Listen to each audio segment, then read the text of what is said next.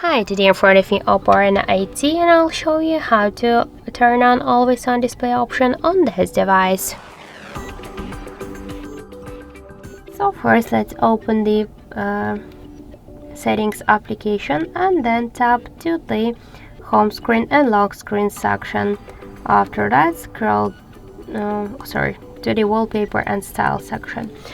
After that tap to always on display section, click to turn on.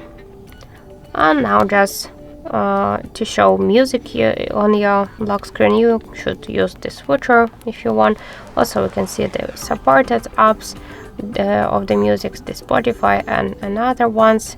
So now let's just also here see the more display settings. So we can use our AD option in power saving mode. Just by scheduled we can set the start and the end time and all of the day, and we can change here the info shown on our lock screen and to use the new notifications from any apps. So let's just lock the device and we can see that the always on display option successfully activated. So that's it. Thank you for watching, and if you find this video helpful, don't forget to leave a like, comment and to subscribe our channel.